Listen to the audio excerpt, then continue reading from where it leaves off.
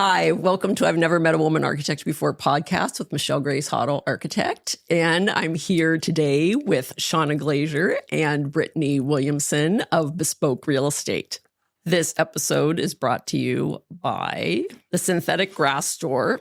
Is a local family-owned turf wholesale company. We specialize in selling premium quality artificial grass, and we offer architects deliver turf with both residential and commercial projects. Also by Arizona Turf Masters, our sister company specializing in landscaping design services such as hardscape, xeriscape, turf installation, and putting green installation services.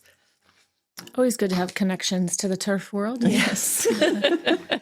beSpoke Real Estate was founded by broker-owner Shawna Glazier in 2015. beSpoke Real Estate stands out from other Arizona real estate brokerages by offering clients a unique real estate experience. The core values of beSpoke are a passion for architecture, a love of interior design, expert knowledge of all aspects of Arizona real estate, and an unparalleled level of excellent client service. It is their goal at beSpoke to work hand in hand with each client to ensure their satisfaction. Every individual and family receives the time, attention, research, and focus they deserve while making such a big decision. Every transaction is different. At beSpoke Real Estate, there is no cookie cutter approach. The details and intricacies of each situation are handled with the utmost care and expertise from beginning to end. Each and every one of their clients receives a tailored real estate experience. So, Shawna, you first. What are your first recollections of experiencing architecture? Oh, such a good question. Yeah. Well, first, thanks for having us on. This is my first podcast. I've never been interviewed on a podcast. Have you? No. Oh, really? We've done a lot of interviewing at this point, but never been on the other side of this. Yeah. So, I'm not an architect, right? I specialize in real estate. We're introduced to architecture in real estate school. We have to learn the different types of architecture to put into our listing service on how to explain a property. But really, I started experiencing architecture for the first time with my ex-husband. Is a very talented, brilliant architect and builder, and owns a very prominent design build firm. And we were together 12 years, and I got to work side by side with him. And we'd be out at a site, just a piece of dirt that his clients had purchased, and I got to watch him look at the site and figure out where the sun is and how it's going to relate to the site, and watch him frame, windows around, the house isn't even vertical. This is just dirt. And he's already working on framing a window around a mountain or a saguaro or just something. And so it was really profound in my career to be able to work side by side with him. And, then it goes on from just identifying materials for the site, working with the client. So I think just working side by side with an architect for that long really showed me what architecture was. And then also, we get our clients all the time. We specialize in modern architecture, and we have clients saying, I just want a simple house, a very minimalistic, simple, clean cut, and simple, right? And that word, what I realized is to get a house that looks simple, it's almost the hardest type of architecture there is. Yeah. Because there's so much work and craft behind what an architect does to make it look simple. It's like if you want to put in all these columns and all these details, you can hide certain things that you can't when you want this clean-cut, minimalistic type of architecture. So yeah, I guess being introduced to architecture about a decade and a half ago through my ex-husband, and working side by side with him for a long time. Yeah. And they do great work, the construction zone. I'll just put a plug in for his life. Of course. Let's do it. Yeah. Brittainy, what are your first recollections of experiencing architecture? So my first recollection of architecture was my grandparents' house. And not just because it was my grandparents' house, but it was built in the early 60s. They hired an architect that had trained with Ife Jones, who trained with Frank Lloyd Wright. Their house was made of very natural materials, stone from the state of Arkansas. what at the time was essentially Florida glass windows, very kind of low ranch style modern, and brought in some black slate flooring. And it was just very different than any other house I'd ever been in. I mean, so comfortable for me, but other people, from the outside look at it like, oh, that's kind of weird to be here in this little small farming town. But my grandmother really appreciated modern architecture. She was a big fan. And it's funny because as simple as it is, she was like a flashy person, but her house was very simple and very natural and organic. And so that was my first, kind of intro into architecture. They had some very cool, they had light coves in their house that hid their lights. All of their door frames and everything were like millwork, like they weren't just normal door frames. And just some of the materials that they used in their house were really cool. I want to see this house. You have to show me some pictures. I know. I feel like it doesn't show as well in pictures. You can come back and visit. My uncle lives there. Oh, does he? Okay. Yeah. Oh, good. A reason to go to Arkansas. And then where was it? And what did you say that somebody said that is that what did they say? So it's in a tiny little farming town called England, Arkansas, just southeast of Little Rock. And people people drive by and like, is that a sanitarium or like, is it a doctor's office or a house? I mean, and I think that modern architecture sometimes gets that, right? Like, is that a commercial building or, or a house? And for it to be built at the time that it was, when everything else kind of looked alike and everything was either craftsman or Victorian, just kind of, older styles. Yeah. For them to bring that into this tiny little farming community.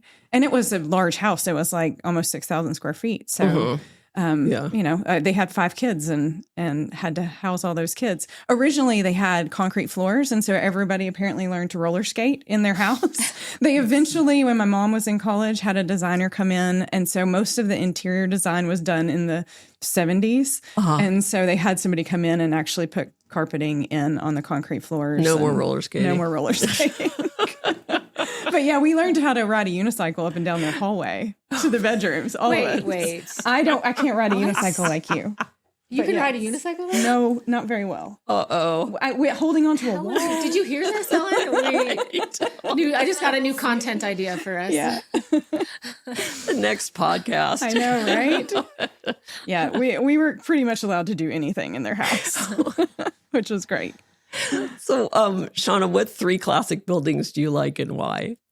Wow, it's funny. And it's classic, not classical, but yeah. What iconic buildings do you like? Well, it recently just came to the top of my list is a Frank Lloyd Wright, which I know it's like, is it cliche to say that there's a Frank Lloyd Wright? Because I just feel he's such a pioneer that every architect we represent is influenced by him in some way and everything that we see. So when I get to experience a Frank Lloyd Wright house, I get all these pieces of the other architects that we're working with. And just a couple months ago, my son and I went to Pennsylvania on a mother-son trip. He's really into Frank Lloyd Wright as well, so it's really special.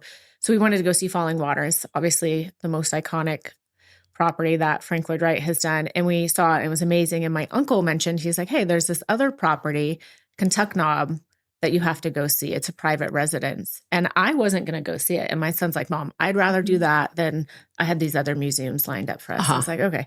So we went and saw it. So it's a private residence. It's, I think, one of his latest properties that he did. Beautiful cantilevered. And the owners graciously let people tour their home. Like they still live there. That's amazing. It is absolutely amazing. We had this private tour. There was one other couple with us. And just the way that the indoor-outdoor flows too, that their art collection was amazing. But then even just the sculptures, they have these amazing, like Harry Batoya, they have part of the Berlin Wall. Yeah. So the art, the architecture, I guess it really becomes one of my favorite just because of the experience altogether with my son and being able to experience that together. Yeah. It reminds me, honestly, a second one up there is the Price Residence, which is the Schoen family now, the U-Haul family, which I know that you've toured. And Brittainy and I also got a private tour of that. And that's here local in Paradise Valley. It's 9 acres. That's been just meticulously maintained. I mean, we've toured a lot of Frank Lloyd Wright stuff. And when it's open to the public, it's just been used, right? But to walk into certain structures that have been so maintained, meticulous, like they have the same quilts, the original quilts and original carpet. Like it's just, it was a special experience. So I love the way that house kind of like steps down the slope, Mm-hmm. and then it's this indoor outdoor. Mhm. You know, it's like getting from the upper rooms suites, to the yeah. lower rooms. Mhm. Yeah, Yeah. yeah. it's almost Yeah. going with the grade of the slope. Yes, there as well. exactly. So it's like we're not moving dirt around to like, to put a flat pad and put, this is actually going with the earth, which, was one of the founding principles of the organic architecture movement. Yeah, you see that a lot at Taliesin West too. It does the same thing in those little steps. Little steps. Yeah. Yeah, so they have some pictures of it up here. This is yeah. the Kentuck Knob. I can't property believe that we people still toured. live there and let people tour it. And the owner actually, unfortunately, he didn't stop by on our tour, but I guess he stops by every once in a while. He walks his dog and will come by and he'll talk to the people. I was like hoping that he would come by so we could chat with them. And they're the second owners of this property. The original owners were friends with the owners at Falling Waters, and we're touring it. And they're like, we have to have a house by Frank Lloyd Wright. And so they hired Frank Lloyd Wright, built it, and then they sold it to the current owner, which is a company or a couple from, I think, London, right? I don't know. Huge art collectors. So, Okay. Good stewards, though, to know and have that awareness of what you have and to share it with to other share people. it. It's generous. Yeah. It is the definition of being generous. Of Yeah. sharing your art with other people. Yeah. So are there any other? I mean, my grandma's house. Your grandma's? It's not architecturally significant, but it is my favorite place to go to. I mean, it's where my mom and her brothers were raised and where my sisters and I and all my cousins spend every summer and holiday. And so, yeah, it's more nostalgic. And less is that in architecture. Ohio? It is in Ohio. Okay. Yeah. Fremont, Ohio. It's just south of Sandusky. Okay. Yeah. So I go back multiple times each year. Okay. And are there any other ones or? No, those stand Guys. out. I'll let Brittany Okay. take a turn. Okay. Yeah, I we had kind of talked about, because we had an idea of what you might ask us. My favorite piece of architecture is in Arkansas. It's Thorn Crown Chapel, just outside of Eureka Springs. I wanted to get married there so very badly, but I have a huge family in Arkansas, and my family did not fit. My husband would have been fine getting married there, but it's very cool. A gentleman, Jim Reed from Pine Bluff, which is my hometown, commissioned it and had Ife Jones design it. And it's an incredible experience, and it looks different depending on what time of year you go, what time of day you go. It just makes you feel close to God, which I think is what the whole purpose of it was. Yeah. So, it's a beautiful space. Yeah, It's a beautiful space. I'm just floored that you've actually been there, because it is in the middle of nowhere. Well, my mom and my stepdad kind of live in the middle of nowhere. They're like outside of Joplin, Missouri, so it's really just it's like not going far from Joplin. Okay, that makes so much more sense now. What's the capacity there? Yeah, so we went down to Crystal Bridges, and then everybody was saying, "Oh, you should stop by the chapel." And I'm like, "Yeah, I'm totally." So we stopped by the chapel, and yeah, I'd have to look. I mean, I think we had almost 200 people on our guest list, and it was too many. I think it's closer to 100. Or even smaller, 80 maybe. It's pretty small. It's stunning, but it's gorgeous for sure. And the at Taliesin West, when we walk in where they do the plays and stuff, it's something about it reminds me of Thorn Crown. Just the flooring towards the end of the tour. Yeah, towards the end of the theater, tour. yeah. The theater. So that one is my favorite for sure. okay. Yeah. So, what do you like about being a realtor and helping architects or helping the field of architecture? Good question. Is this like you're collaborating, like how we collaborate with them and help them? Yeah. I mean, I know you're involved they, in a lot. You're involved with a lot of architects that have some really, highly publicized and I mean, work. They're definitely helping us. I don't know if we're helping them at all. We are creating a platform with our podcast to interview lots of different architects that we can put their personality and their work out on a platform that maybe potential clients can see them. So maybe hopefully that helps them in a way. But Yeah. as far as like collaborating and how they're helping us, I mean, architects are so good at telling stories. Like everything they do is a story and has intention. And whether that's like intention with the sun and the site and how the light gets into the property, or how the spaces communicate and transition, or how the indoor and outdoor communicate with each other. They're creating this story, and that gives us the ability, if we get to represent a property like that, which is not all the time, but if we're lucky enough to represent these architects' properties, we get to then introduce these properties to buyers. And it's less about us selling a property to somebody, and it's more about introducing the buyer to a piece of art that they actually get to live in. So it's very exciting. It's my passion is selling this type of architecture. It's exciting. And honestly, it's more meaningful when we get to sell something like that. So that's kind of how we collaborate with them. It is. And we typically have the clientele that will take care of, because these, great architecture does require maintenance. Yes. Right. Yes. And like the Showens have done a great job with the Price House maintaining it. Some of the other, we visited some other Frank Lloyd Wrights around here that maybe aren't as well maintained because they don't have people caring for them like that house does. And our clients really do, they appreciate it. They seek out good architecture, and to be able to have the connections with the architects that we have. Even if somebody buys a house and the architect isn't around anymore, we can hopefully connect them with somebody that can help them maintain it or add to it or whatever they want to do to it.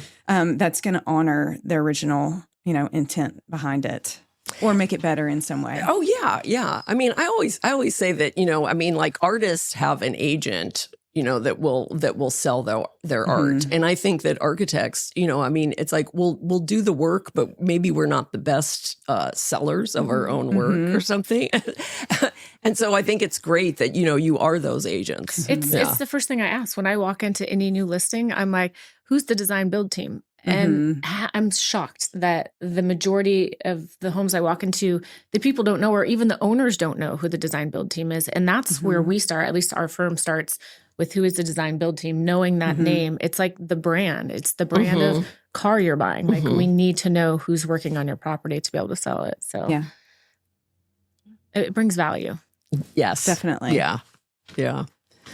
So what would you like to say about the future of real estate and architecture? A lot. I think architecture is very important. I know we see people, like I mentioned, that are specifically seeking out something unique.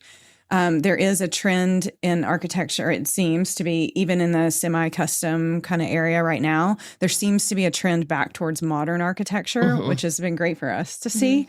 Although I don't know that you can call all of it architecture, kind of like Eddie Jones said, just because it's square doesn't mean it's architecture.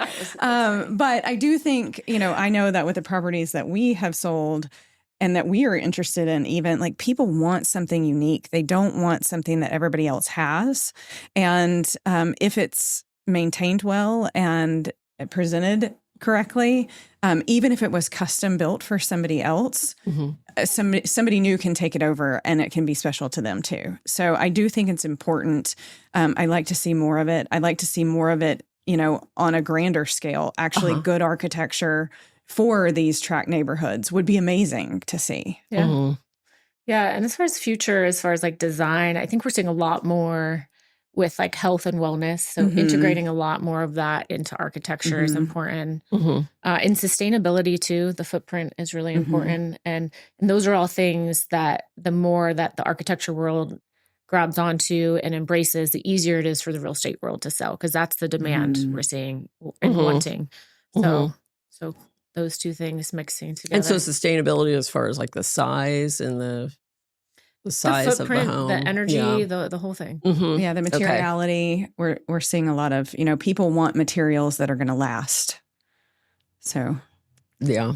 And like bigger or smaller? Is there a trend towards smaller? Oh, it's changed. I mean, so pre-COVID, we wanted these mega and we're talking because we specialize in the luxury market, right? So Paradise Valley, Scottsdale, you wanted these giant homes with I'm sorry. it was that pre-COVID. Yeah. And then right before COVID, it started going more lock and leave, and people were wanting more like 5,000 to 6,000 square foot was more the sweet spot. Then during COVID, it went back to people wanting the double offices, people wanting the theater in their home because they weren't going anywhere. And now I feel like we're shrinking again. I do feel like it's contracting. We're shrinking, and we're seeing not these big, open, living, dining, great rooms. We're seeing people want not the giant 20-foot ceilings. We want to bring it down, or having the material as like a floating oak ceiling or something that brings it down, makes it more intimate. Yeah, more intimate spaces. And maybe not separate dining, living, great kitchen rooms, but maybe dividers or furniture. At least identified spaces. Yeah, gives it a little bit more intimacy in each of those areas we're seeing. Yeah, kind of more of those traditional spaces. Sunken living rooms. They are coming back. They're coming back. They are back. I know. They do identify the space. They do. For sure. The ankle breakers. Exactly. Yeah, I was like saying, well, they're not very accessible, but there was somebody on one of the real estate sites that get all mad at me because I said it wasn't accessible. They were like, what?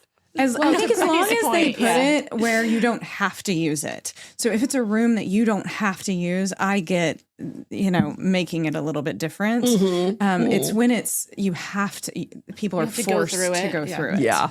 Or to go downstairs into their bedroom. Like that's when it becomes very there's a way to thoughtfully and purposely add it into a home. And then also another point is add it into the home, but from the real estate perspective, be able to fill it in where you don't have to redo the doors and the windows, right? Yeah. So if in the future, when the trend is no longer a trend, we can fill it in and it's not a giant replacing everything. You just have to fill it in is key. Yes. Yeah. More versatile spaces. Yeah. With that. Yeah.